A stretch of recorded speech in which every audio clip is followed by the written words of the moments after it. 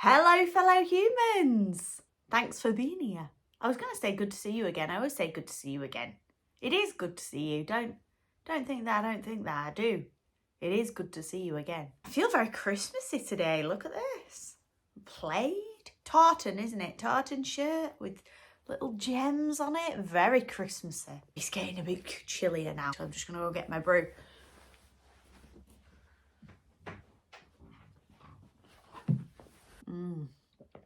My niece got me a big calendar with all different teas in for my birthday in March. But this is wedding cake tea, and it's like a rubis. Is that how you say it? The red bush tea. Rose and like jammy notes. You can put coconut milk in it and make it creamy.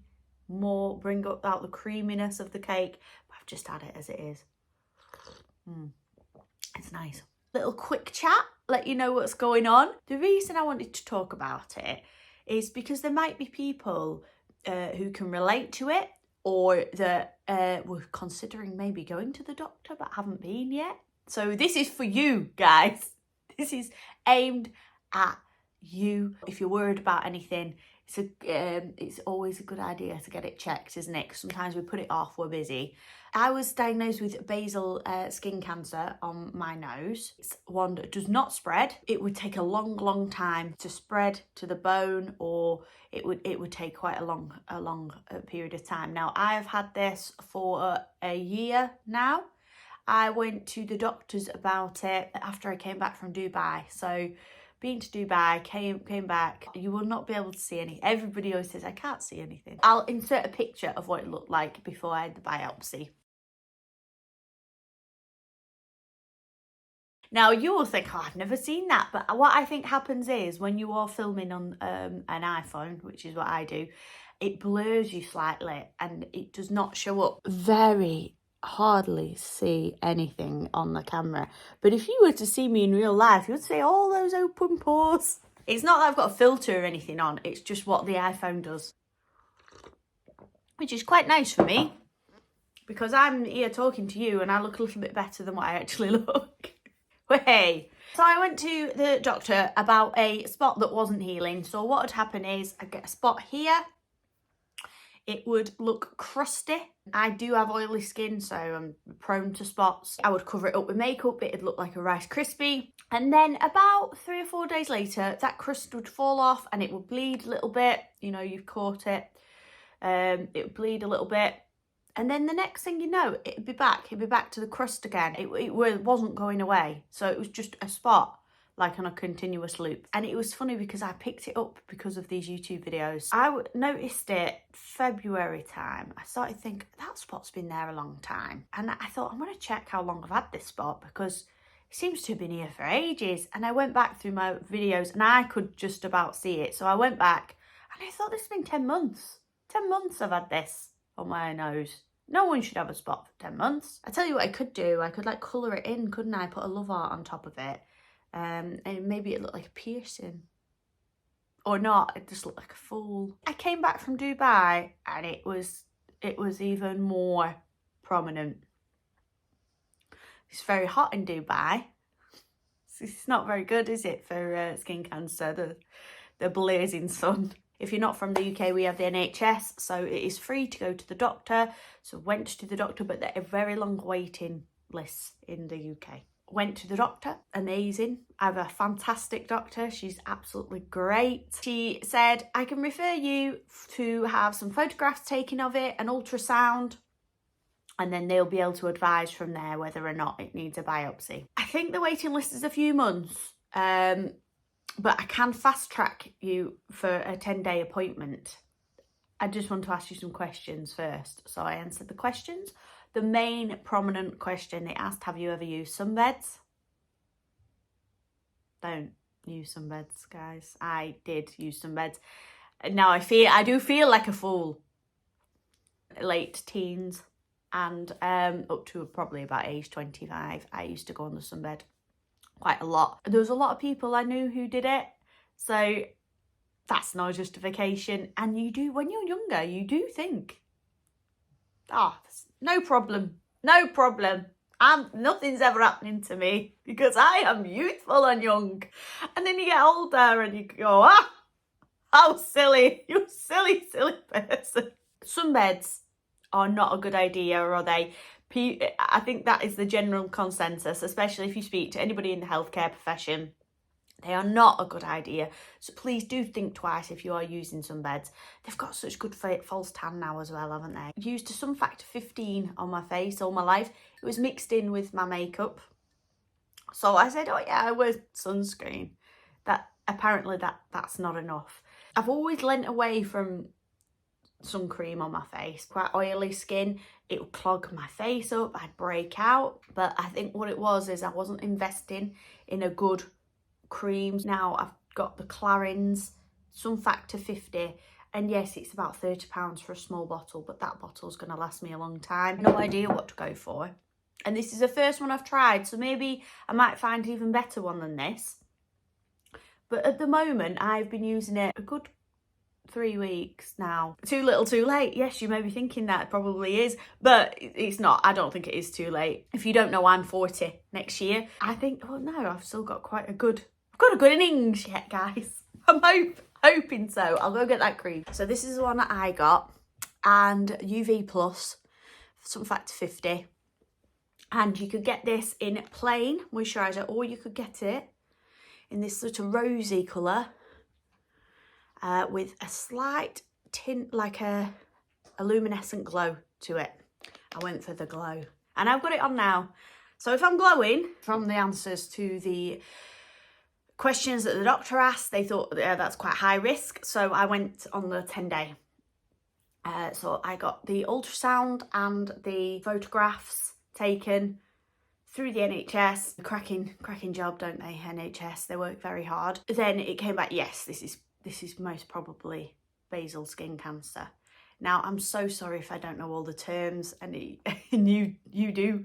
Maybe you're in the healthcare profession or you've experienced this. I think it's basal cell skin cancer. So isolated here, it shouldn't be spreading. From that point, they said you are going to have to see a plastic surgeon because it's inside, so they will have to go inside to take out. It will have to be a plastic surgeon because it's right on your honker. We are so lucky and we do have healthcare. Spoke to them and booked in with a consultant. He looked at it, he says, yes, it looks like cancer. Did some drawings, some diagrams for me, but he said, your best bet would be to have Mohs treatment, which is MOHS treatment. There's 3 options. Have it cut where they think the cancer is, and then they will rebuild your nose if that needs doing. That is option 1.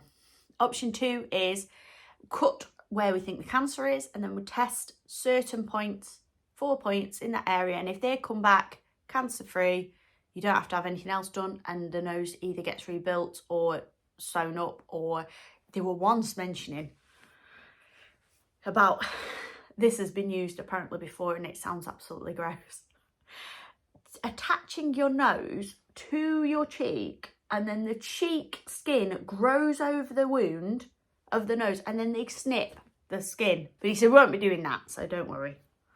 And please don't think that I'm being blasé. I'm obviously wanting just the skin cancer to go. I am a little bit vain, like a lot of people are, I think, and I do want it to look okay afterwards, you know. But my main priority is getting rid of what's there. The 3rd option is Mohs treatment, which he said, if I was in your situation, I would go for, as it's in a very prominent place. If they don't get all the cancer out, it will just come back and you'll have to have it done again. And that could, the more that they're messing around with your nose, the more it's probably not going to look great. You know, your nose isn't going to stand too much messing around. Mohs treatment, what they do, they operate, they take it out.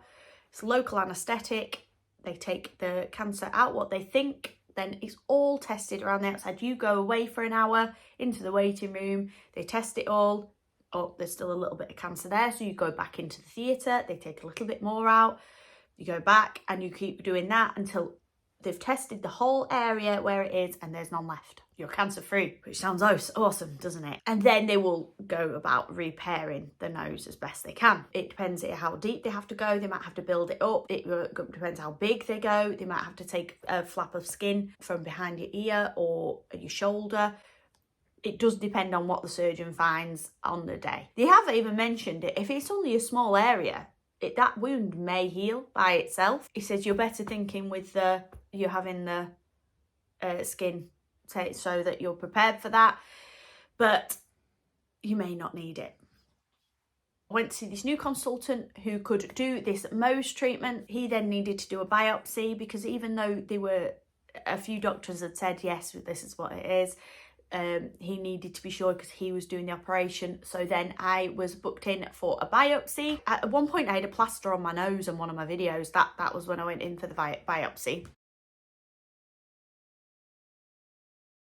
If you're going through this is what I'll explain this bit now. So the hospital, you go in a waiting room. They've got chairs all the way around the outside, very comfortable chairs. They were like recliners, you know. Paul was sat on a little plastic stool. He'd been working on the barn before we'd gone, and he was desperate to get in my chair. I said, you can sit in this chair, it's absolutely fine. He's going, no, I can't. So when I went into the theatre to have my biopsy, he was straight in that chair. Oh, he couldn't wait. He could not wait to fill out a questionnaire. You're not allowed to have any false nails on. So I haven't had any nails for quite a long time while I've been doing this, because I've been in and out. You could take a dressing gown with you and slippers. You could eat that day when I went in for the biopsy. The staff on that ward were amazing. They were so kind. The nurses make you feel really at ease, and they're doing this all the time. Such a minor operation. And I understand that as well. There'll be people maybe who are watching this video who are going through a lot more trials and trauma than this. I'm sharing this just to share my experience in case anybody's going through it, but I do have so much empathy for people who are dealing with life-threatening illnesses and illnesses that make you very poorly, and you're doing lots of trips backwards and forwards. And I understand that this is very minor in comparison. I understand that there's much worse people in worse situations than what I'm in. When you get into the theatre, they cover you over. They then cover around your face. They put like a flannel over your eyes so you can't see anything. You can't see any needles, anything like that. Then they put a blanket over the top of you, so you're really you're in position. The doctor's there. You've got the big light shining. He gets on what he needs to do. He does the injections. Now, I was a bit worried about these injections. I didn't have anything to worry about. I know that maybe if you're frightened of that may be a point, and you could mention that to them, that you're very anxious about that. I have lip filler. So I did not find it as painful as lip filler. No, not at all. Put 2 stitches in and then back to the room. They keep you in there for a little bit, just make sure you're okay.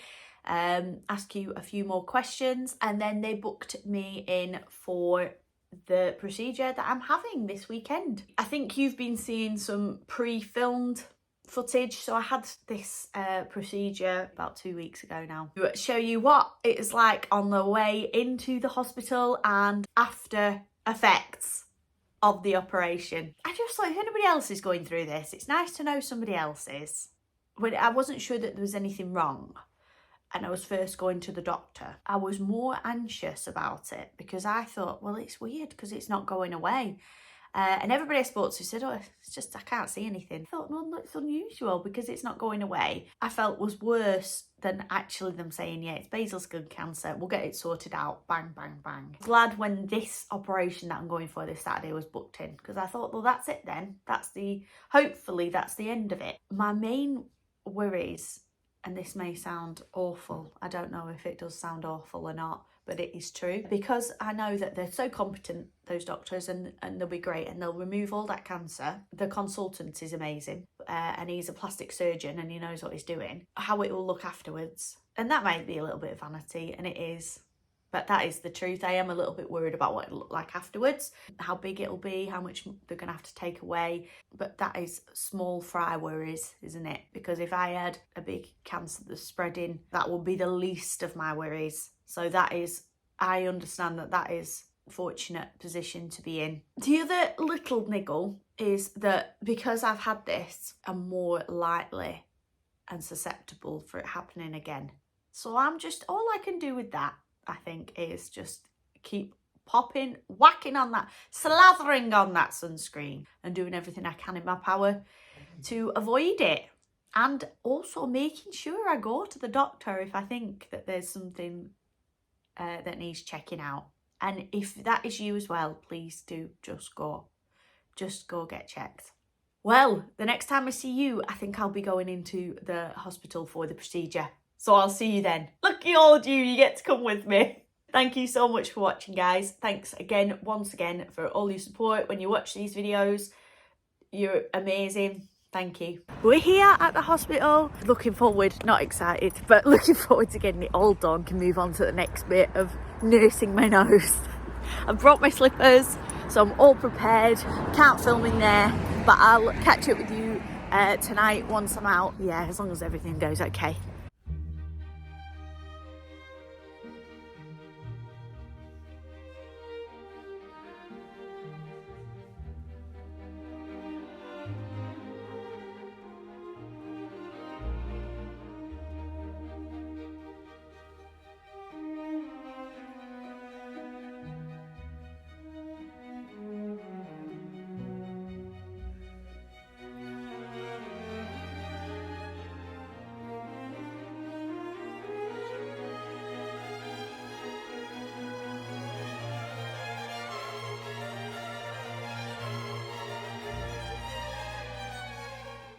Hello guys, there was no problem at all. It was so quick. I didn't have to have the skin graft in the end. I was so worried about that. Lesson to myself, don't worry about things unless you know they're definitely going to happen, and even if you know, what's the point of worrying anyway? Can't change it. All patched up now. I have to go back in a week. They're going to change this dressing, and then afterwards I will have quite a there's a peacock next to us. It made Paul jump. They didn't have to do the skin graft. They haven't even put stitches in because he said it'll pull my nose to one side, and also it could restrict this breathing on this nostril. He's had to leave it as it is, and I'll have a little like splodge there for a little bit until it starts to close and heal. He said after 3 months it should be well on its way to healing. I can't wear makeup for a little bit, which is a bit sad. Oh, this peacock's coming closer. This is your friend, look. It's a bit scary though. These are quite big, aren't they? Yeah, big. It's very pretty. It's like a turkey with big tail feathers. There you go. It's not far off Christmas now. 3 months, it should be much better. I don't think I'll need much time off work actually. I was thinking it was going to be so much bigger than it was. I was expecting one of those splints, you know, that you see when people like add a nose job and all the face. Look, I've only got this. The staff were fantastic, so if you're having something similar, they fill in an upteen amount of paperwork on your behalf, so they're just asking you questions. They took me through to the operating theatre. They did several injections with the local anaesthetic. That peacock's come towards me now. Oh. So when the needle first went in, and then there was another one just on the tip of my nose, which was a little bit sore, but it was okay. My eyes ran. I looked like a wuss, but that's fine. It was all numb then, and all I can say is I couldn't feel anything. You can just feel a pulling and things. It does smell bad when they're messing around, and there's some weird sounds, but there wasn't pain. And they were really quick. The consultant was fantastic. Put you at ease. They were talking about, are you going on holiday? And I was chatting about that. They put a wet gauze over your eyes so you can't open your eyes, and I was able to chat through it, so it definitely wasn't that painful because I am a little bit of a wuss, guys. It's not painful now, so it's a real success. I think even if you do go in and you do have to have the skin graft, they know what they're doing. It is routine, and lots of love to anybody who is going through this now. Lots of love to anybody who is going through other treatments. What I've had done is very minor in comparison to what a lot of people are going through, but lots of love to you. Thank you so much for watching. I'll see you next time. So it is looking much better now, guys. So this was 7 days later I had the dressings off. It did look quite wet and grey white, so this was as soon as I had the dressing off, a week later. Then a couple of days later from that, and a couple of days later from that, it does still have a little wetness to it. I'm putting antibiotic ointment on it, and I do not have to go and see the consultant again until January to make sure it's healed properly. And this is 2 weeks later after the operation. Thanks so much for watching, guys. See you next time.